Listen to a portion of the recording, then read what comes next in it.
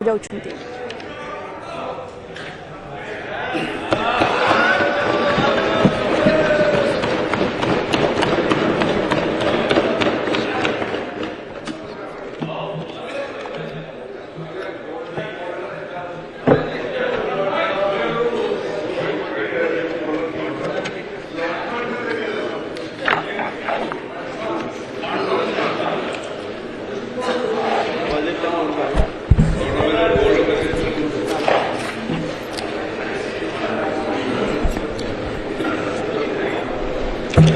वंदे मातरम।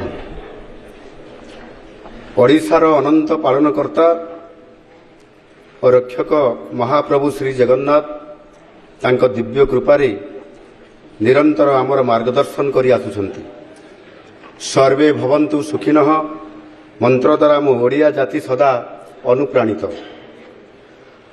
आमर राज्य गत वर्ष पर्यायु आमर परिश्रमी चाषींकर शस्य भंडार परिपूर्ण हवा सह ग्रामीण समृद्धि सुदृढ़ हो पारिथिला।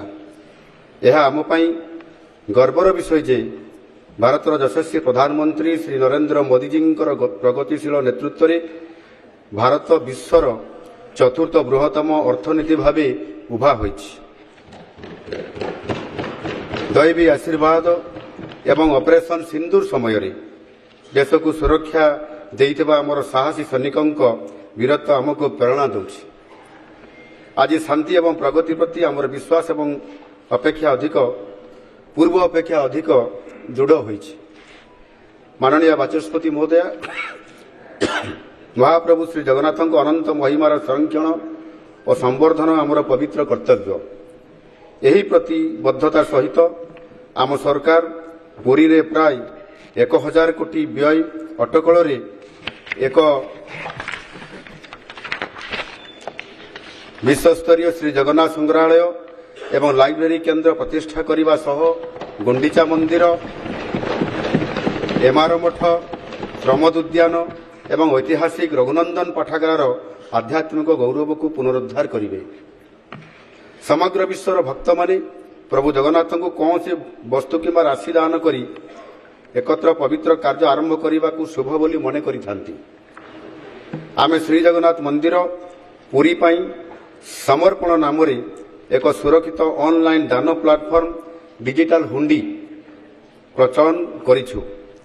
एही प्लाटफॉर्म श्री जगन्नाथ मंदिर प्रशासन सरकारी पोर्टाल सहित समन्वित एक एकीकृत प्रवेश पथ माध्यम भारत तथा विदेशर भक्त मानकु श्रीमंदिर सहित संयोग करिवो। सहज व्यवहार पाई एथिरे बहुविध देय विकल्प रही। निर्वाचन प्रतिश्रुति रक्षा स्वरूप प्रभु श्री जगन्नाथ रत्न भंडार समस्त अलंकार एक विस्तृत तालिका प्रस्तुत करने श्री जगन्नाथ मंदिर प्रशासन पुरी निमंते अनुदान बाबद को 5 कोटी टंका आवंटन करने को मु प्रस्ताव दूची। माननीय बाचस्पति महोदय, यशस्वी प्रधानमंत्री श्री नरेंद्र मोदी जी दायित्व ग्रहण करने पर द्रुतगति परिवर्तित होउतबा विश्व राजनीति, वाणिज्य गतिशीलता एवं मेंट मध्य भारतर स्थिर एवं दृढ़ अभिवृद्धि स्थिरतार एक स्तंभ भाव उभा होइछि। तांकर निर्णायक नेतृत्वर मार्गदर्शन रे देशर अर्थनैतिक यात्रा दृढ़ वित्तीय श्रृंखला, स्थूल अर्थनैतिक स्थिरता, निरंतर अभिवृद्धि एवं नियंत्रित मुद्रास्फीति द्वारा परिभाषित होइछि। एही प्रयास गुड़िक द्वारा देशर सामग्रिक घरोई उत्पाद जीडीपी क्रमागत भाव प्राय 7% अभिवृद्धि होगा सह दारिद्र्य ह्रास त्वरान्वित हो पारिछि एवं आम लोकंक जीवनर गुणवत्तार उल्लेखनीय उन्नति घटी। ओडिशा आज आर्थिक दूरदृष्टि एवं सुशासन एक मॉडल भाव में परिणत हो पारिछि। आमे दायित्व ग्रहण करने पर गरीब, युववर्ग, अन्नदाता एवं नारी शक्ति आमर जनाभिमुखी पदक्षेप सहित ओडिशा वित्तीय दायित्व एवं बजेट परिचालना एफआरबीएम अधिनियम 2005 रे निर्धारित वित्तीय मानदंड हासिल करिबारे आदौ कौनसी विच्युति घटी नाही।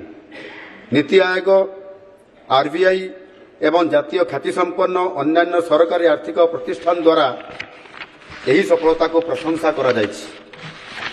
राज्य अर्थनीतिर सुपरिचालना जोगु आम राज्यर मोट घरोई उत्पाद जीएसडीपी आर्थिक वर्ष 2025-26 7.9% हारे वृद्धि पाइबार आकलन करा जाइछि। नूतन आत्मविश्वास और दृढ़ नीतिगत पदक्षेप सहित आम 12% नाममात्र अभिवृद्धि नॉमिनल ग्रोथ हासिल करने को लक्ष्य रखिछु, जहाद्वारा 2026-27 आर्थिक वर्ष में आमर जीएसडीपी प्राय 11,07 कोटी टंकार पहुंची पार। माननीय बाचस्पति महोदया, षोडश अर्थ आयोगकर सुपारिश को ग्रहण करी राज्यगुड़िक नीट केंद्र सरकार टिकस 41% प्रदान करने निष्पत्ति नहीं मु आम यशस्वी प्रधानमंत्री श्री नरेंद्र मोदी जी को मोर आंतरिक अभिनंदन जनाऊछि। द्वारा राज्यगुड़ी को केंद्रीय अनुदान प्रवाह रे निरंतर वृद्धि सहित आगामी वर्षगुड़िक आकलन अपेक्षा अधिक राशि प्राप्त होबार संभावना रही। आम सरकार आर्थिक वर्ष 2026-27 रु 2030-31 मध्य स्थानीय निकाय संस्थागुड़ी को 50,000 कोटी टंका हस्तांतर करने षष्ठ राज्य अर्थ कमिशन को सुपारिश को ग्रहण करिसेंति, जहाँ पंचम राज्य अर्थ आयोग एसएफसी द्वारा सुपारिश करा जाइतबा हस्तांतर प्राय 2 गुण अटे। यह व्यतीत यही अवधि मध्य स्थानीय निकाय संस्थागुड़ी को षोडश अर्थ आयोग सुपारिश अनुଯାयी 18,715 कोटी टंका हस्तांतर करा जिवो। यह ग्राम स्वराज और शासन विकेन्द्रीकरण आमर प्रतिबद्धता को आहरी देखो बर्तमान जो चारिटार मुख्यमंत्री गृह को प्रवेश करते कि बर्तमान विरोधी जेहेतु अनुपस्थित अच्छा तेणु बजेट उपस्थापन हो पारि ना। मुख्यमंत्री पुनर्बार प्रकोष्ठ को फेरी और संसदीय व्यापार मंत्री सरकार दल मुख्य सचेतक और शासक दल सदस्य विरोध दल नेता नवीन पट्टनायक को देखी गृह को आमंत्रण कर गृह कार्य सहयोग करने एभली क्षेत्र आप देखिए जिते गृह जाति समस्या को नहीं विरोधी मैंने अचल करुले आज बजेट रही विरोधी मैंने स्थिति गृह को जाना तेणु गृह विरोधी अनुपस्थित विरोधी अनुपस्थित बजेट उपस्थापन करने को सठिक भावुना सरकार। यही स्थिति मुख्यमंत्री गृह उपस्थापन करने पूर्व विरोधी गृह को डक विरोधी नेता संसदीय व्यापार मंत्री शासक दल मुख्य सचेतक अन्य सदस्य मैंने विरोधी नेता नवीन पट्टनायक चांबर पहुंची गृह को दिवस कहते तेणु हूँ 4टा 15 पर्यटन गृह मुलतवी अच्छी 4टा 15 पर गृह स्वाभाविक हो पारे अनुमान करा गृह स्वाभाविक हो 2026-27 वर्षर बजेट उपस्थापन हो समस्त नजर रही कि बजेट आकार कौन हो 3,10,000 कोटी टंका बजेट आकार छुई पारे एक कहुँ पूर्व देखिए कि पूर्व मुख्यमंत्री बजेट राष्ट्रधारी पहुंचते विधानसभा पहुंचा पूर्व राज्य भवन लोकभवन मुख्यमंत्री पहुंचते यार बजेट एक नकल बजेट कपि राज्यपाल प्रदान करते राजभवन लोकभवन सीधा सड़क आसी मुख्यमंत्री वर्तमान विधानसभा पहुंचते बजेट राष्ट्रधारी पहुंचते। सरकार वर्तमान लक्ष्य स्पष्ट रोचे जे समाज शेष धाड़ी रे थिबा व्यक्ति पर्यंत विकास सुफल पहुंची पारिबो कि ये होउछि प्रश्न।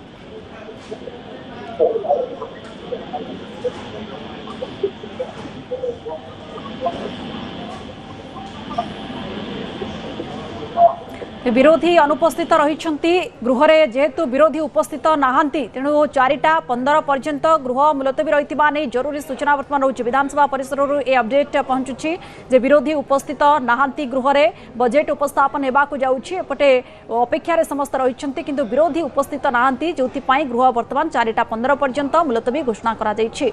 या परे परवर्ती समय जेतेबेले गृह चलिबो बजेट उपस्थापन करा बजेट्र घोषणा संपर्क में समस्ते जानिबा पई अपेक्षारत रही किंतु विरोधी गृह रे उपस्थित नथिबा नै सूचना रही। आज गृह 2 थर मुलतवी आरंभ ही घोषणा करा जायतिला दिन 11:30 पर्यंत परवर्ती समय अपराह्न 4टा पर्यंत पुनर्बार देखा मिली 4टा पर गृह रे विरोधी उपस्थित नहांती जो गृह मुलतवी घोषणा करा जायछि चारिटा 15 पर्यंत गृह मुलतवी घोषणा करा जायथिबा नै सूचना रहुछि। एपटे सारा राज्यवासींकर नजर जे बजेट रे कोन खास घोषणा होई पारे एवं सरकारकर फोकस कोन रही पारे, को क्षेत्र को सरकार फोकस करिवे, साधारण लोकटी पाई ये बजेट सुफल मिल पारिबो कि नाही, ए तमाम दिगो को नेकी राज्यवासी अपेक्षा रे रहिथिबा बेले एबे सूचना रहुछि जे विरोधी सदस्य उपस्थित नाहंती गृह रे, जोथि पाई अपराह्न 4टा 15 मिनिट पर्यंत गृह मुलतवी घोषणा करा जायछि। विरोधी सदस्य अनुपस्थित रहिछंती, गृह रे उपस्थित नथिबा कारण एपटे बजेट मध्ये उपस्थापन होई पार नाही, जोपटी अपराह्न 4टा 15 पर्यंत गृह को मुलतवी घोषणा करा जायछि। 4टा 15 परे गृह कार्य आरंभ हेबो। गृह कार्य आरंभ परे बजेट उपस्थापन करा जिवो। एपटे पहुंची सारिछंती विधानसभा रे मध्ये आमे जो दृश्य देखिले, मुख्यमंत्री मोहन चरण माझी पहुंची सारिछंती एवं से बजेट रो पेड़ी को मध्ये हाथ रे रखिछंती, किंतु एपटे विरोधी सदस्य एबे पर्यंत मध्ये गृह रे उपस्थित नाहंती, जोथि पई अपराह्न 4टा पर्यंत गृह मुलतवी रहिथिबा नै सूचना रहुछि। विरोधी सदस्य गृह रे अनुपस्थित रहिछंती, गृह को मुलतवी करा जायछि। आउ किछि समय अपेक्षा रहितिला, जोठी राज्य बजेट आसिबा पूर्वरु समस्ते बेस उत्साहित मध्ये रहितिले। एहा पूर्वरु मध्ये आमे देखिबा को पाउतिले जे ये विकसित एवं समृद्ध ओडिशा गठन दिगरे सरकार को दृढ़ पदक्षेप कोन रहिबो, जाहाको नै पूर्वरु बेस मानस मंथन हेउतिला, ता उपरे मध्ये आज किछि खास घोषणा हेबार रहिछि। जो घोषणा उपरे समस्तंकर नजर रहिछि, किंतु एपटे गृह